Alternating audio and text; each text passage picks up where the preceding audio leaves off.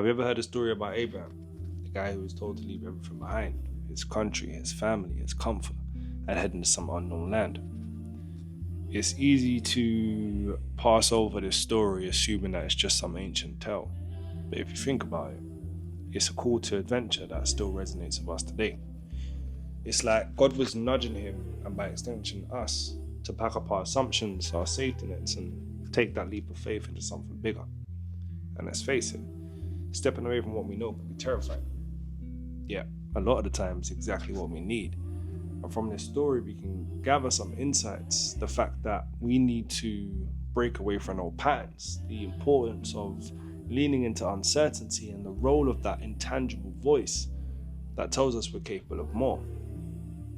If you're someone who's ever felt restless in your own life or caught in a routine that leaves you drained and craving something more, Abraham's experience is a great relatable starting point.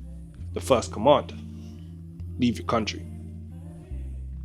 Imagine you're living in a cozy bubble, your town, your habits, the same group of people you've always been around. That's your country. Then you get a nudge. Go somewhere else. No map, just go. That's exactly what Abraham was told. For us, it might not be literal. Maybe it's about leaving your hometown for college or venturing into a different career. Or maybe it's something more subtle, like stepping out of your usual crowd, your immediate group, or your comfort zone. The point is, when you remain in the same environment too long, you risk never seeing your life objectively. It's like having your nose pressed so close against a painting you can't actually grasp the bigger picture. Have you ever noticed how it's often easier to see what's off of your own culture only after you traveled abroad? I'm currently in Thailand now, and I've definitely seen this. And that's because physical or psychological distance gives you fresh eyes. The story's message is basically to go outside of what's familiar so you can discover who you really are and what's possible. Breaking away from the old crew. Leave your kindred. Abraham was told to leave his family behind. Now that might sound harsh. Family can be supportive, comforting. But the moral is more about maturity than ditching loved ones. Think of it this way. If you never step out your close-knit circle, you might inadvertently stay locked into a role that you've played since childhood. Nobody wants to be little Alex who says yes forever. We can be so intertwined with family norms and expectations that we sometimes stop hearing our own voice. It's not that relatives are bad, it's that sometimes you need a little space to figure out your own direction. We see this in everyday life.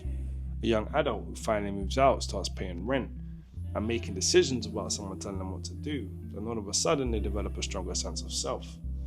In short, leaving your kindred or your family is a metaphor for establishing independence. You can still love your people, but there's a difference between loving them and staying so glued to them that you never get to fully spread your wings. Necessity as a catalyst. If you've ever known someone who grew up in pretty nice circumstances, you may have noticed they don't always push themselves the same way someone under a lot of pressure does. Now, this isn't a rule set in stone, but it's common enough.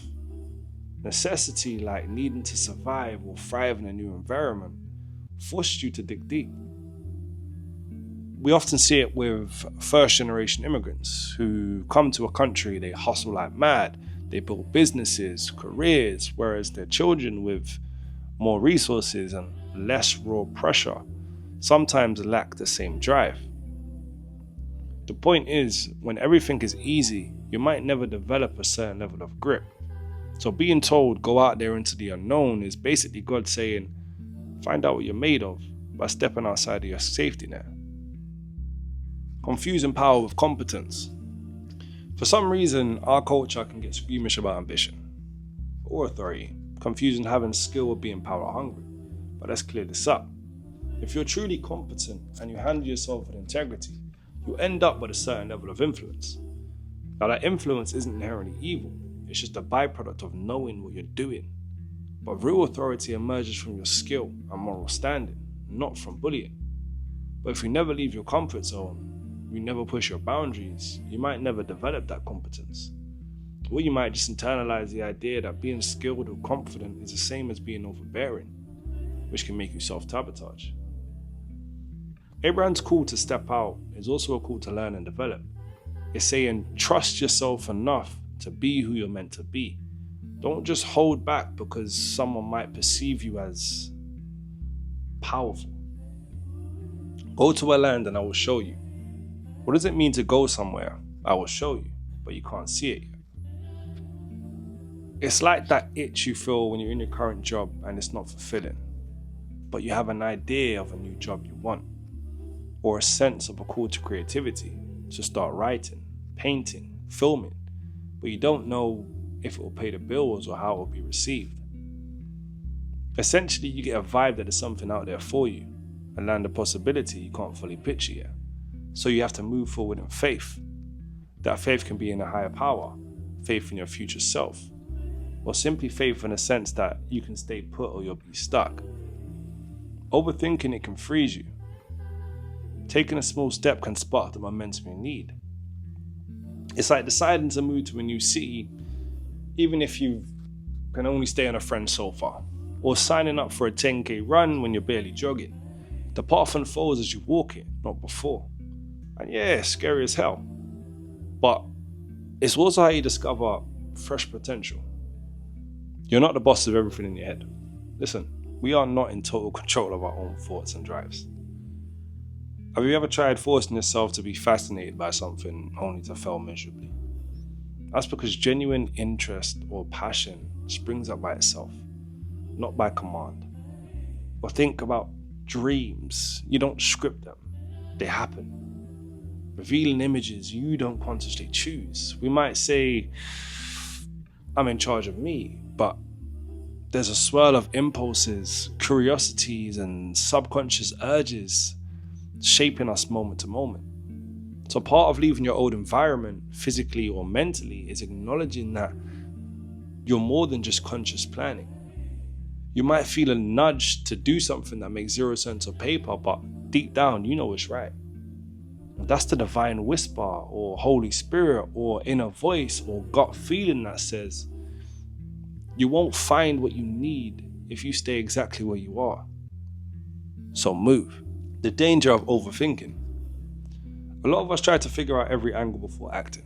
Should I do this? But what if this happens? Or that, which leads to analysis paralysis. Overthinking can disguise itself as being thorough or responsible, but often it's just fear in a nice pair of jeans. Sure, you want to weigh pros and cons, but if you catch yourself stuck in mental loops for days or weeks, maybe you're just postponing. The story of Abraham is like a cosmic tap on your shoulder. Don't wait for perfect clarity. Start moving. Clarity will come in the journey. Remember, you can adjust your course as you go. Action can lead to feedback, which leads to better decisions. Inaction, on the other hand, leads to zero new data, just more anxiety.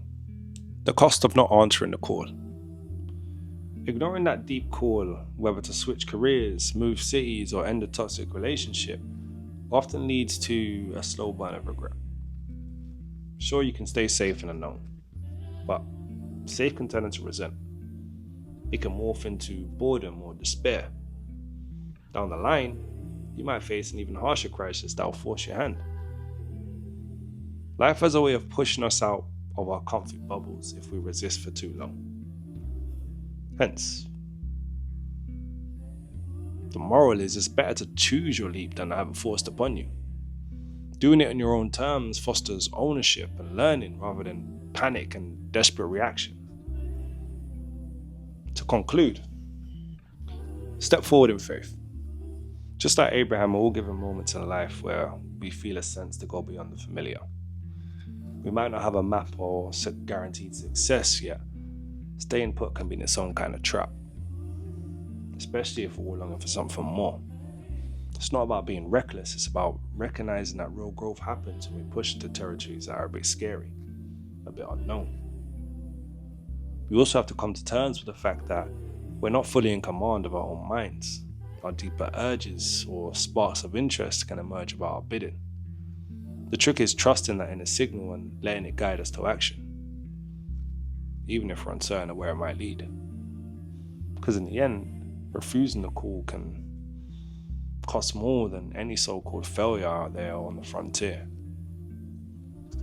And that's the essence of Abraham's experience. Leave your comfort zone.